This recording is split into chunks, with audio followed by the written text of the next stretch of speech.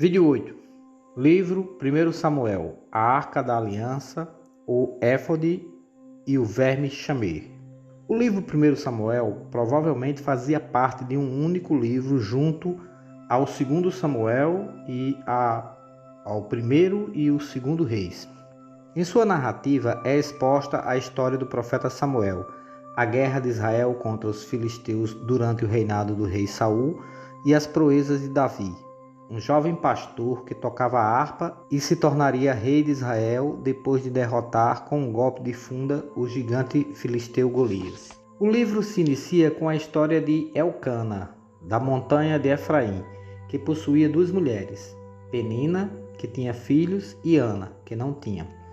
Novamente é dito que uma mulher tinha a sua madre fechada por desejo de Javé, mas diferentemente do caso de Sara, a esposa de Abraão, que fora esterilizada temporariamente para que não engravidasse dos reis que a tomaram para si, não é exposta uma ação direta da mesma forma ou com o mesmo intuito sobre Ana. No capítulo 3 é narrado uma experiência que Samuel teve com o Deus de Israel, através do sonho ou de uma manifestação auditiva. O Senhor Javé se comunica com Samuel estando ele e Eli em seus aposentos, já se preparando para dormir. Samuel, ao ouvir um chamado por seu nome, pensa se tratar de Eli.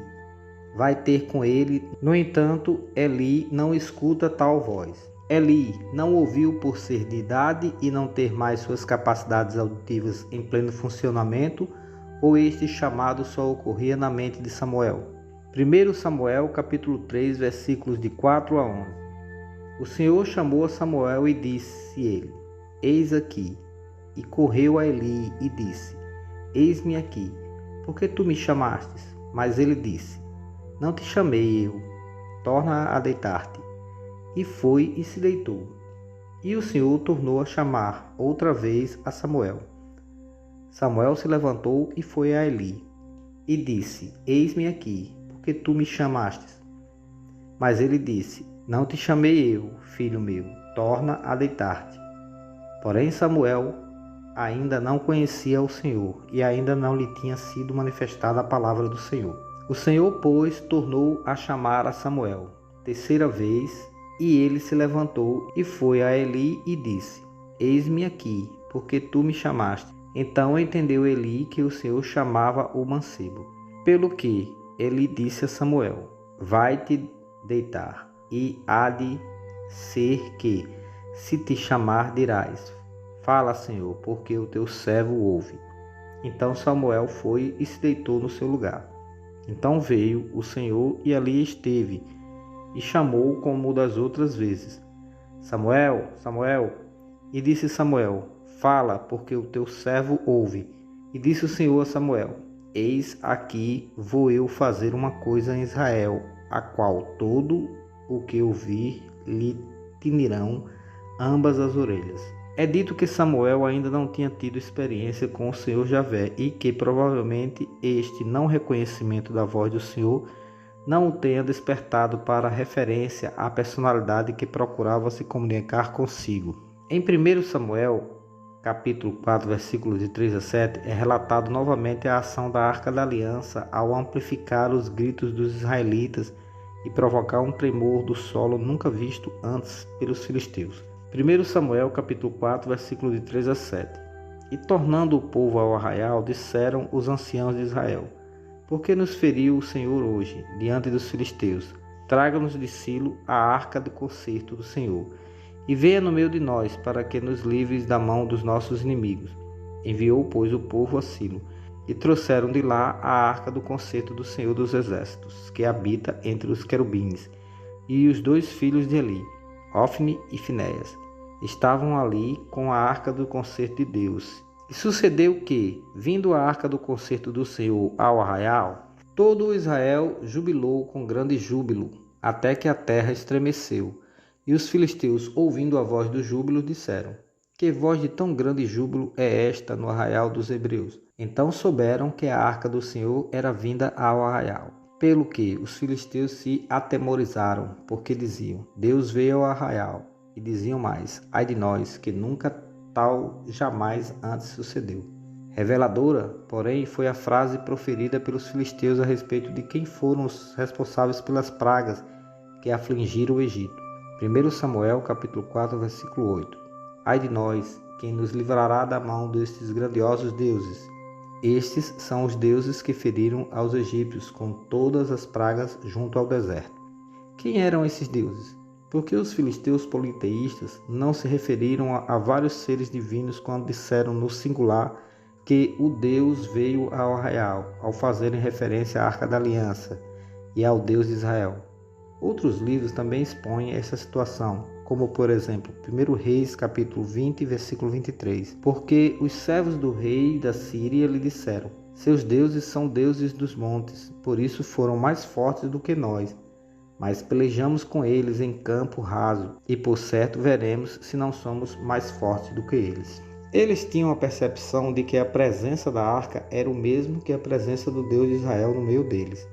Mas o que gerou a concepção para os filisteus de que foram deuses que provocaram as pragas do Egito?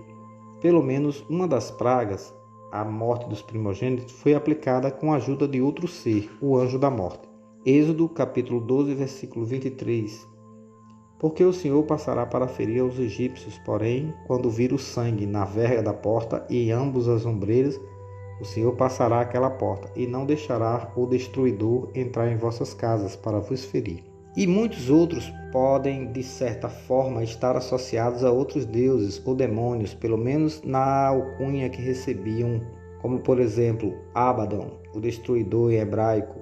É um demônio descrito em Apocalipse como o rei de um exército de gafanhotos. Baal é exposto na Goétia como o senhor das tempestades. Beelzebu é o senhor das moscas. Estariam os filisteus se referindo a estes deuses? Ocorre uma grande derrota dos hebreus em batalha contra os filisteus. A Arca da Aliança se encontrava em Silo, mas chega tarde para ajudar na batalha. Isso provavelmente é motivo para a derrota. A arca é apreendida pelos filisteus. A Arca da Aliança provoca alguns efeitos sobre os filisteus. Os moradores, homens de Asdod, sofrem de tumores e hemorroidas e provavelmente uma praga de ratos que causaria a peste bubônica.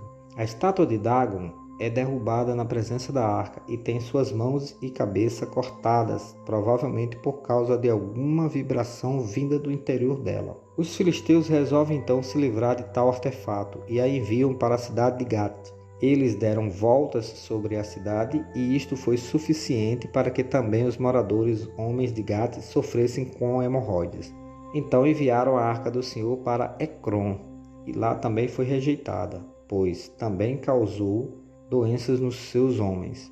1 Samuel capítulo 5, versículo de 2 a 10. E tomaram os filisteus a arca de Deus e a meteram na casa de Dagon e a puseram junto a Dagon. Levantando-se, porém, de madrugada os de Adode, no dia seguinte, eis que Dagon estava caído, com o rosto em terra, diante da arca do Senhor. E tomaram a Dagon e tornaram a pô-lo no seu lugar. E, levantando-se de madrugada no dia seguinte, pela manhã, eis que Dagon jazia caído com o rosto em terra diante da arca do Senhor. E a cabeça de Dagon e ambas as palmas das mãos cortadas sobre o limiar, somente o tronco ficou a Dagon. Porém, a mão do Senhor se agravou sobre os de Asdod e os assolou e os feriu com hemorroidas a Asdod e aos seus termos. Vendo então os homens de Asdod que assim era, disseram: não fique conosco a arca do Deus de Israel, pois a sua mão é dura sobre nós e sobre Dagon, nosso Deus. Pelo que enviaram e congregaram a si todos os príncipes dos filisteus e disseram: que faremos nós da arca do Deus de Israel? E responderam: a arca do Deus de Israel dará volta a Gade. Assim a rodearam com a arca de Deus de Israel. E sucedeu que, desde que a rodearam com ela, a mão do Senhor veio contra aquela cidade, com muito grande vexação, pois feriu aos homens daquela cidade, desde o pequeno até ao grande, e tinham hemorroidas nas partes secretas. Então enviaram a arca de Deus a Ecrom. Sucedeu, porém, que vindo a arca de Deus a Ecrom, os de Ecrom exclamaram, dizendo: transportaram para mim a arca do Deus de Israel, para me matarem, a mim e ao meu povo. Mandaram-na de volta para os israelitas com ofertas para expiação de suas faltas. Eles achavam que tudo fora causado por conta dos seus comportamentos inadequados diante do Senhor de Israel, no intuito de receberem do Deus de Israel o perdão e a cura. Imagens em ouro de ratos e de suas hemorroidas foram confeccionadas e postas em um cofre, junto com a arca e em cima de uma carroça e amarrada a ela 2 vacas. Ao chegar a carroça em Bet-Semes, no campo de Josué, ofereceram as vacas em holocausto a Javé. No entanto, mesmo com o ofertório do holocausto das vacas, o povo de Bet-Semes sofre com os malefícios que o contato direto com a arca pôde causar. Por abri-la e olhar dentro, 50.070 homens foram atingidos com alguma doença ou foram mortos. A palavra usada foi ferir, mas não se revela se este ferimento foi mortal e qual tipo de ferimento seria este. O que a arca possuía que provocava danos à saúde de quem se aproximasse tão perto dela sem proteção? Os levitas, e somente eles, entravam em contato direto com ela sem nada sofrerem. A arca possuía alguma forma de radiação ou energia e os levitas se utilizaram de alguma vestimenta protetora ao manuseá-la? Também eram necessárias barras para que fosse feito o isolamento. 1 Samuel, capítulo 6, versículos de 2 a 19. Os filisteus chamaram os sacerdotes e os adivinhadores, dizendo: Que faremos nós da arca do Senhor? Então disseram: Qual é a expiação da culpa que lhe havemos de oferecer? E disseram, segundo o número dos príncipes dos filisteus, 5 hemorroidas de ouro e 5 ratos de ouro, porquanto a praga é uma mesma, sabendo todos vós e sobre todos os vossos príncipes. Fazei, pois, uma imagem das vossas hemorroidas, e imagem dos vossos ratos que andam destruindo a terra, e dai glória ao Deus de Israel. Porventura aliviará a sua mão de cima de vós, e de cima do vosso Deus, e de cima da vossa terra. E o carro veio ao campo de Josué, o betsemita, e parou ali, e ali estava uma grande pedra, e fenderam a madeira do carro, e ofereceram as vacas ao Senhor em holocausto. E feriu o Senhor os homens de Bet-Semes, porquanto olharam para dentro da arca do Senhor. Até ferir do povo 50.070 homens. Então o povo se entristeceu, porquanto o Senhor fizera tão grande estrago entre o povo. O anjo do Senhor só parou com esta devastação quando a arca da aliança foi posta sobre a grande pedra, uma bólide caída dos céus, vinda de Vênus, segundo alguns místicos. E os israelitas ofereceram holocaustos ao Senhor na cidade de Bet-Semes. Bet-Semes ou Bet-Shemesh significa centro de adoração ao sol e fazia limite ao sul com a cidade de Azeca. O livro de Josué afirma que sobre essa região caíram grandes pedras, meteoritos, que mataram milhares de cananeus que guerreavam contra os israelitas sob o comando de Josué. Josué capítulo 10, versículos de 10 a 11. E o Senhor os conturbou diante de Israel e os feriu de grande ferida em Gibeon, e seguiu-os pelo caminho que sobe a Betorom, e os feriu até a Zeca e a Maqueda. E sucedeu que, fugindo eles diante de Israel, à descida de Betorom, o Senhor lançou sobre eles do céu grandes pedras até a Zeca, e morreram, e foram muito mais os que morreram das pedras de Saraiva, do que os filhos de Israel mataram à espada. É interessante expor que o templo de Salomão, a casa do Senhor, o templo de Jerusalém, foi construído por Salomão em cima de uma pedra, bólide caída do céu, chamada de Pedra Zoelet, Pedra da Serpente. 1 Reis, capítulo 1, versículo 9. O sentimento de vingança de Javé se aflora contra os amalequitas, e ele ordena que estes sejam totalmente aniquilados e que nenhuma alma fique viva. 1 Samuel, capítulo 15, versículos de 2 a 3. Assim diz o Senhor dos Exércitos: Eu me recordei do que fez Amaleque a Israel, como se lhe opôs no caminho, quando subia do Egito. Vai, pois, agora e fere a Amaleque, e destrói totalmente a tudo que tiver, e não lhe perdoes, Porém matarás desde o homem até a mulher, desde os meninos até os de mama, desde os bois até as ovelhas, e desde os camelos até aos jumentos. Saul, no entanto, tem compaixão de Agag, rei dos amalequitas, e o deixa vivo, com uma grande oferta de ovelhas, cordeiros e vaca. Isto faz com que o Senhor Javé se arrependa de ter feito Saul, rei de Israel. 1 Samuel, capítulo 15, versículos de 9 a 11. E Saul e o povo perdoaram a Agag, e ao melhor das ovelhas e das vacas, e às da segunda sorte, e aos cordeiros, e ao melhor que havia, e não os quiseram destruir totalmente. Porém, a toda coisa vil e desprezível destruíram totalmente. Então veio a palavra do Senhor a Samuel, dizendo: Arrependa-me de haver posto o Saul como rei, porquanto deixou de me seguir e não executou as minhas palavras. Então Samuel se contristou e toda a noite clamou ao Senhor. Porém Samuel, apesar de questionar a Saul o porquê dele não obedecer às ordens de Javé, de não poupar nada e nem ninguém, também questiona o porquê da necessidade dos holocaustos e se a obediência não seria nessa situação uma oferta mais agradável ao seu Senhor. 1 Samuel capítulo 15, versículos de 16 a 22. Então disse Samuel: Espera e te declararei o que o Senhor me disse esta noite. E ele disse-lhe: Fala. E disse Samuel: Porventura, sendo tu pequeno aos teus olhos, não foste por cabeça das tribos de Israel? E o Senhor te ungiu rei sobre Israel. E enviou-te o Senhor a este caminho, e disse: Vai e destrói totalmente a estes pecadores, os amalequitas, e peleja contra eles, até que os aniquiles. Por quê, pois, não deste ouvidos à voz do Senhor, antes voastes ao despojo, e fizeste o que parecia mal aos olhos do Senhor? Porém Samuel disse: Tem porventura o Senhor tanto prazer em holocaustos e sacrifícios como em que se obedeça a palavra do Senhor?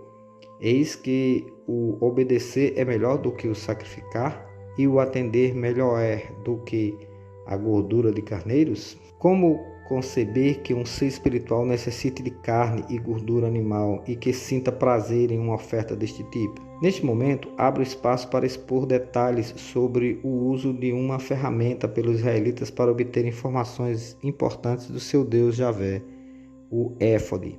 O éfode era uma vestimenta sacerdotal, tipo avental, feita de ouro, de linha azul e de lã tingida de roxo, de fibras carmíneas e de linho fino retorcido. Consistia em frente e costas unidas nos ombros com um cinto do mesmo material, talvez preso ao éfode, amarrando-o em torno da cintura.